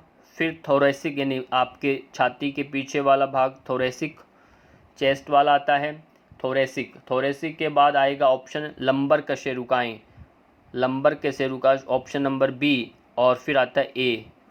इस तरह से इन कशेरुकाएँ रीढ़ की हड्डी के 5 भागों में से बांटा गया है, तो उसको आप क्रम से याद रखिए। और हड्डियों में कितनी संख्या है वो सब आदि। निम्नलिखित यहाँ सूची 2 दी गई है, इनको आप ध्यान से देखिए और इनके साथ। और ये जो है ना प्रश्न बार बार जो आ रहे हैं, एक एक जो जिनके इनके मनोविज्ञान से संबंधित जो हैं और इनके सिद्धांत, ये प्रश्न 100% आएगा ही आएगा। इनको सब याद कर लेने हैं। एंडरसन का कौन सा सिद्धांत है, गार्डनर का कौन सा है, स्ट्रैटनबर्ग का कौन सा है, सेसी का कौन सा है। जितने भी इसमें 10-12 नाम अभी तक आए हैं इन सब को सूचीबद्ध कर लीजिए और याद कर लो, और हर बार आते हैं। आप बताओ एडरसन जो है इसका किसका कौन सा सिद्धांत है। एडरसन का सिद्धांत जो है वो होता है बुद्धि का जैव पारिस्थितिकी। ये सिद्धांत एडरसन का सिद्धांत है। ऑप्शन नंबर 3 के साथ संबंध है इसका, सूची 2 में देखिए। और गार्डनर का जो संबंध है, गार्डनर का संबंध जो है उसका सिद्धांत गार्डनर ने दिया है बुद्धि का त्रितंत्रीय सिद्धांत। बुद्धि का त्रितंत्रीय सिद्धांत किसका है, गार्डनर का है। स्ट्रैनबर्ग का कौन सा सिद्धांत है, स्ट्रैनबर्ग जो है इसने बुद्धि का सिद्धांत दिया, स्ट्रैनबर्ग ने बुद्धि का सिद्धांत दिया। और सेसी जो है बहुबुद्धि लब्धता का सिद्धांत किसका है, सेसी का है। इस तरह से इन चारों को कंठस्थ कर लीजिए, बाय हार्ट कर लीजिए। नेक्स्ट प्रश्न पर आते हैं, समय बहुत हो गया है, थोड़ा जल्दी करिए। सूची यहाँ 2 दी गई है। Vitamin B1, vitamin B2, vitamin B12, ये बी वाला जो ऑप्शन है ना विटामिन, इसको भी थोड़ा पक्का कर लीजिए। और इनके इधर दूसरे जो इनके नाम हैं, इन विटामिन्स के एक मेडिकल टर्म में इनको क्या नाम दिया गया है वो थोड़ा ध्यान दीजिए इनको। और दूसरे इधर रोगों के नाम भी हैं, इन रोगों को भी जानना है, ये किस विटामिन का रोग है ये। ठीक, अब विटामिन ए का कौन सा, सूची 2 में देखिए। विटामिन बी की कमी से कौन सा रोग बन जाता है वो आपने बताना। विटामिन B1 की कमी से जो दिक्कत बनता है वो बनता है, कोशिश करो कौन सा रोग बनता है। विटामिन बी से बनता है बेरी, क्या बनता है, बेरी। विटामिन B1 से बनता है। विटामिन बी से जो रोग बनता है वो बनता है एंगुलर स्टोमेटाइटिस जो है, एंगुलर स्टोमेटाइटिस जो है ये विटामिन बी की के साथ इसका संबंध है। विटामिन B12 का जो संबंध है मेगोलोब्लास्टिक जो है, ये देखिए अंतिम में 4 नंबर, मेगेलोब्लास्टिक एनीमिया जो है ये विटामिन B12 का है। विटामिन B3 का है पेलेग्रा, विटामिन B3 का है पेलेग्रा। इस तरह से इनको देख लीजिए। नेक्स्ट प्रश्न पर आते हैं, 55 नंबर प्रश्न है, निम्नलिखित में से कौन से कलाई की अस्थियां हैं। हमारा रिस्ट जॉइंट जो रहता है इनमें से 2 अस्थियां हैं जो कलाई से जुड़ी हुई हैं। एक है इसमें से, वो कौन सी है कलाई से जुड़ी हुई अस्थियां। स्थूल इनकस, अर्धचंद्राकार लूनेट, स्मुंड जो है, कैपिटेड जो है, रकाब स्टेपिज है। इनमें से एक ऑप्शन है जो कलाई की अस्थियों में आता है। इसलिए हड्डियों के भी नाम जो हैं आप हो सके याद कर लीजिए। प्रश्न बनते हैं इनमें से। ऑप्शन नंबर सी स्मुंड जो है कैपिटेड जो है ये इसका सही उत्तर है ऑप्शन नंबर सी। ये कलाई सी की अस्थियों का अंतर्गत आती है, उसी का नाम है। प्रश्न 55 हो गया। 56 विटामिन सी के मुख्य स्रोत हैं। देखिए फिर दोबारा से प्रश्न आया है और विटामिन सी के बारे में।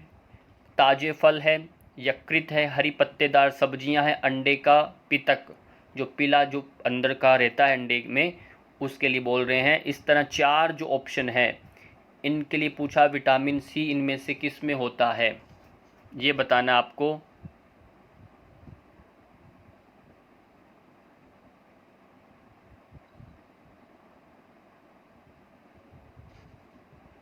विटामिन सी जो है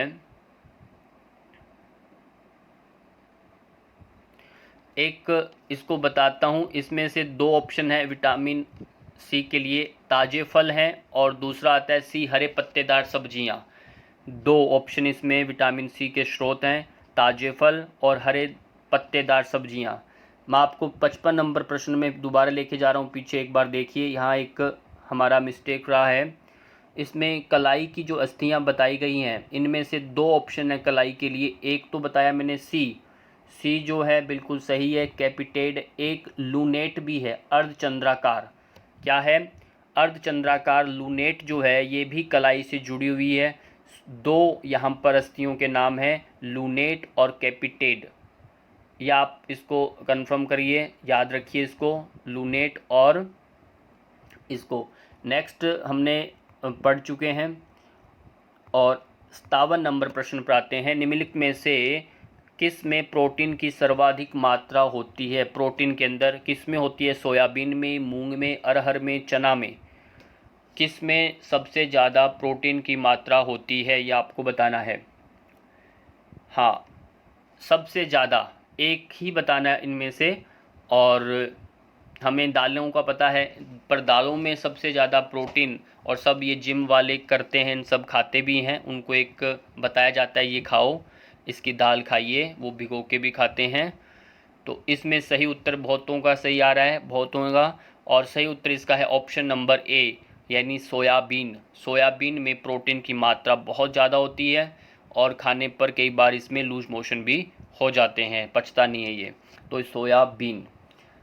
58 सूचियाँ दी है 2, इनमें आप देखिए एक तरफ अस्थियों के नाम है, दूसरी तरफ उनका स्थान है, वो कहाँ पाई जाती है। तो आप पहचान करिए, मेलियस जो है वो देखिए कहाँ आती है, किस स्थान में होती है, मैक्सिला, स्कैफाइड और स्टर्नम। देखो हड्डियों से जुड़े दूसरा प्रश्न भी आया है, ऐसे हड्डियों से जुड़े हुए हड्डियों के नाम याद कर लीजिए। और मेलियस का संबंध देखिए कितने नंबर के साथ है, बताइए फटाफट। मैक्सिला का संबंध स्कैफाइड का, स्टर्नम का। आपका कोशिश बहुत ज़रूरी है, बिना कोशिश कुछ नहीं होता, बिना कोशिश क्या है कुछ भी नहीं मिलता, प्रयत्न करना बहुत ज़रूरी है। मेलियस जो है, मेलियस का संबंध जो होता है वो कान के साथ है। बार बार जब इनको देखेंगे पढ़ेंगे तभी याद होगा। मेलियस का संबंध है कर्ण यानी कान के साथ है, और मैक्सिला का संबंध जो रहता है, मैक्सिला ऊपरी जबाड़े के साथ इसका संबंध होता है, बिल्कुल सीधे वाला देखिए ऊपरी जबाड़ा। स्कैफाइड का संबंध होता है कलाई के साथ। स्कैफाइड जो अस्थि है वो कलाई में पाई जाती है। स्टर्नम आप सबको मालूम है, हमारी छाती में स्टर्नम रहता है, बीचों बीच एक स्टर्नम। तो इस तरह से आपने ये याद कर लिया होगा। नेक्स्ट प्रश्न में आते हैं 59।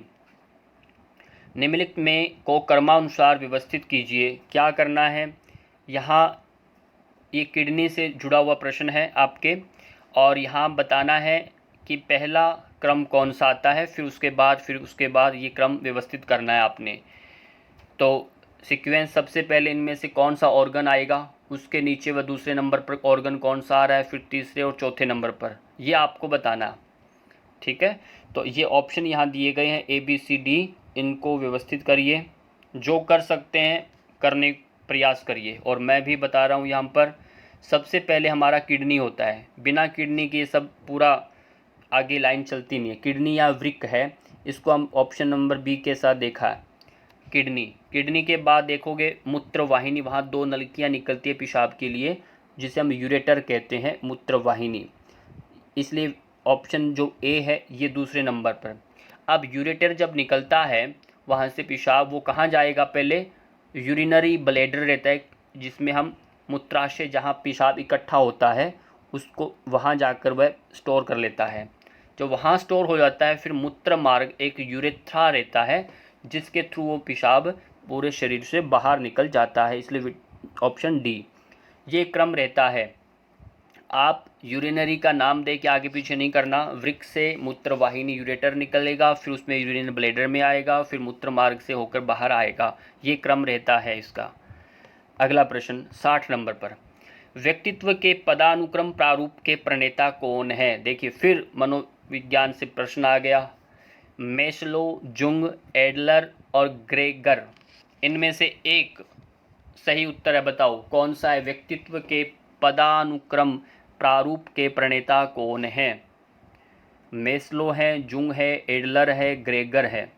व्यक्तित्व के पदानुक्रम प्रारूप के प्रणेता, सही उत्तर इसका है option number A, Maslow. Maslow जो है व्यक्तित्व के पदानुक्रम प्रारूप के प्रणेता हैं।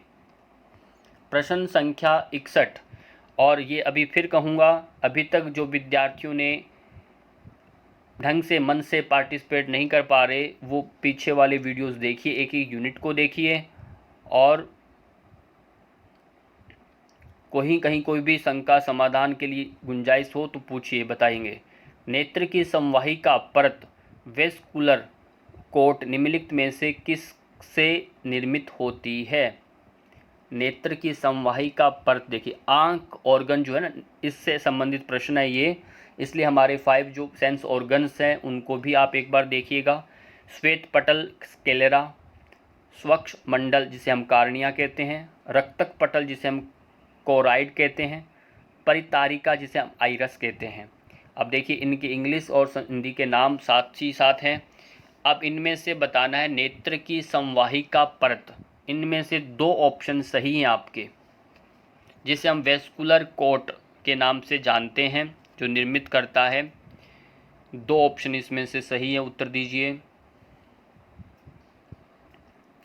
इसमें कोराइड और आइरिस जो है, ये इसके सही उत्तर है, ऑप्शन नंबर सी और डी। ऑप्शन नंबर सी और डी इसका सही उत्तर है। नेक्स्ट प्रश्न आता है 62, व्यक्तित्व के मनोविश्लेषणात्मक सिद्धांत के जनक कौन है? फिर देखो मनोविज्ञान से संबंधित प्रश्न आया है। फ्राइड है, एडलर है, जुंग है, हिप्पोक्रेटस हैं। इनमें से एक जो व्यक्तित्व मनोविश्लेषणात्मक की जब बात आती है तो हमें एक नाम याद रख लेना है, अच्छे से रट लेना है। वह कौन सा है? आप बताओ ऑप्शन, पहले खुद उत्तर देने की कोशिश करिए, गैस करिए वह कौन सा नाम हो सकता है। देखो एमसीक्यू में थोड़ा समय ज़रूर लगता है, पर आपको याद भी पक्का होगा। सही उत्तर इसका है फ्राइड। फ्राइड जो है इसका सही उत्तर है ऑप्शन नंबर ए। प्रश्न आइए 63 पर, निम्नलिखित में से क्या क्या सूक्ष्म पोषक तत्व हैं? सूक्ष्म तत्व पोषक वसा, विटामिन, खनिज लवण और प्रोटीन, इनमें से क्या पोषक तत्व हैं? सूक्ष्म तत्व के बारे में बताओ। वसा, विटामिन, खनिज लवण और प्रोटीन, 2 ऑप्शन इसमें से सही है। देखिए फिर दोबारा ये भी प्रश्न आया हुआ है, पहले भी आ चुका है ये, इनमें से सूक्ष्म, और एक बार आया था स्थूल। अब यहाँ सूक्ष्म पूछा जा रहा है, पहले स्थूल पूछा गया था, है ना? तो उसमें अभी इसमें क्या है? विटामिन, और दूसरा आता है, दूसरा इसमें क्या है? खनिज लवण। और पहले वाला जब स्थूल था वहाँ प्रोटीन वसा आया था, अब यहाँ विटामिन और खनिज लवण आ रहे हैं। देखिए प्रश्न आते हैं, हर बार आते हैं, बचे हुए प्रश्न के उत्तरों को फिर लेके अगली बार आ जाता है, इसलिए पूरी आंख खोल करके प्रश्नों को याद कर लें। इसमें सही उत्तर है ऑप्शन नंबर बी और सी। बी और सी इसका सही उत्तर है, सूक्ष्म पोषक तत्वों में ने गिना गया है। प्रश्न 64, ग्लूकोजेनेसिस की प्रक्रिया में निम्नलिखित में से किन से ग्लूकोज का निर्माण होता है? अब ग्लूकोज कहाँ से बनता है? कार्बोहाइड्रेट से, एमिनो अम्ल से, वसीय अम्ल से, विटामिन से। कहाँ से बनता है ग्लूकोज? ये आपको बताना है। ग्लूकोज इनमें से कहाँ से बनता है? दो इसमें ऑप्शन सही हैं, मैं आपको बता देता हूँ। दो ऑप्शन इसमें से सही हैं, दो गलत हैं। सही का उत्तर दीजिए। सही कौन से हैं? ए, बी, सी, डी में से कौन से दो सही हैं? सही इसमें से ऑप्शन है, ऑप्शन सही कौन सा है? अमीनो अम्ल। अमीनो अम्ल से ग्लूकोजेनेसिस की प्रक्रिया होती है। किससे? अमीनो अम्ल। और दूसरा आता है वसीय अम्ल, यानी ऑप्शन बी और सी। बी और सी इसका सही उत्तर है। प्रश्न बढ़ रहे हैं और कंप्लीट होने भी वाले हैं। मानव शरीर में वक्षीय कशेरुका कितने हैं? अब देखो, हड्डियों की संख्या याद रखनी है। मैंने पहले भी कहा 5 शरीर में भाग जो है। अब इसमें पूछा मानव शरीर में वक्षीय कशेरुका कितने हैं? 12, 7, 5, 12। ये 10 लास्ट में दिया। इनमें से एक ऑप्शन सही है।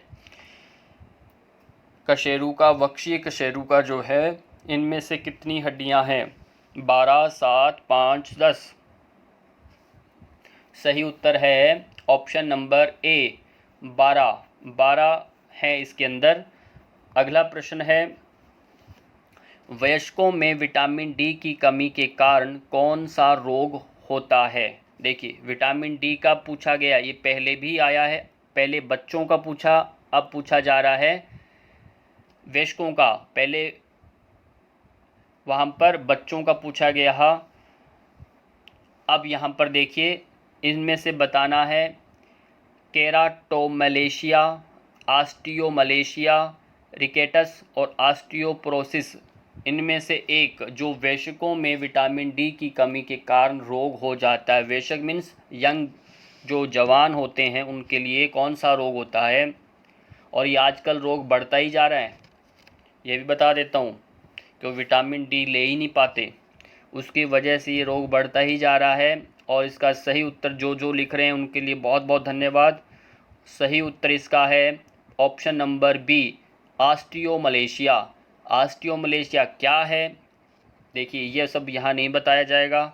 ऑस्टियोमलेशिया, और इसके लिए आपने पुराने प्लेलिस्ट में जाइए अपने इसी चैनल के, और उसमें सारी वीडियोस दी गई हैं।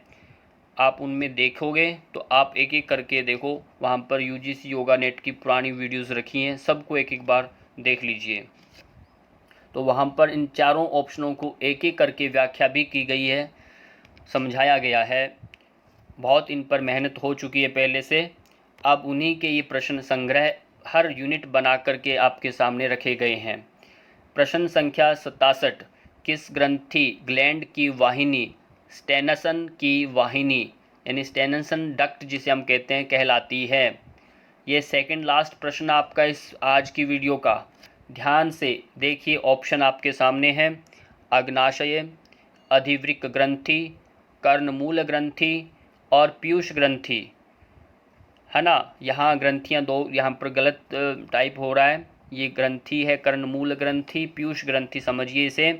इनमें से बताओ एक ऑप्शन सही है, जो वाहिनी जो है स्टेनसन की वाहिनी कहलाती है। अब स्टेनसन की वाहिनी क्या है? इनमें से एक ऑप्शन सही बताना है। ऑप्शन नंबर सी इसका सही उत्तर है, कर्णमूल ग्रंथि। जो पैरोटिड जो ग्लैंड है, वो इसका सही उत्तर है, ऑप्शन नंबर सी। आज का अंतिम प्रश्न इस वीडियो का आपके सामने है, कौन सा दूध प्रोटीन का विपुल स्रोत है?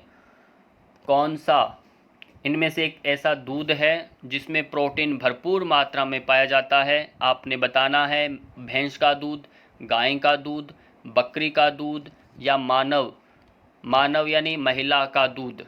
इनमें से एक कौन सा दूध है जिसमें प्रोटीन भरपूर मात्रा में पाया जाता है, और जिनको एक ऑप्शन बताना है। सही उत्तर इसका क्या है? सोचिए, अंतिम प्रश्न है, सबका सही हो, बहुत बढ़िया, सोचिए। और अभी तक जो विद्यार्थी बैठे हैं, जिन्होंने आज ही पहली बार वीडियो आकर देखा, वो पीछे के 5 यूनिट और बने हुए उनको भी देखिए, एक एक करके सबको देखिए। सही उत्तर इसका है ऑप्शन नंबर ए, भैंस का दूध। ऑप्शन नंबर ए, भैंस का दूध इसका सही उत्तर है। और आज हम यहीं विराम लेते हैं, समय बहुत हो गया। इसी के साथ फिर मिलते हैं, धन्यवाद।